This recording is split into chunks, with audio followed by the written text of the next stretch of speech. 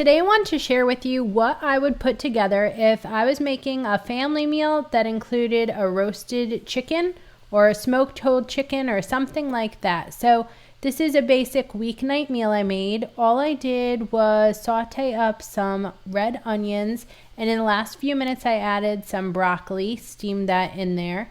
And then on the side, I added a few more things. So I had like a rice pilaf mixture.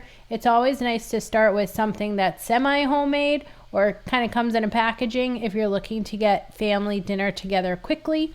But to make it my own, on top I mixed together some fresh herbs like dill in with some Greek yogurt, kind of like making a tzatziki but without the cucumbers. I served it all up with some diced tomatoes and some toasted naan bread, and there is my beautiful roasted chicken.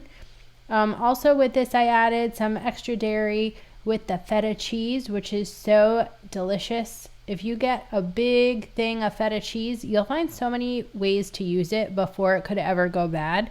It's usually good for at least a month. Anyways, this is my idea of a really delicious and perfect roast chicken dinner. I have so many recipes if you're looking for what to serve with roasted chicken on Sip Bite Go. Cheers!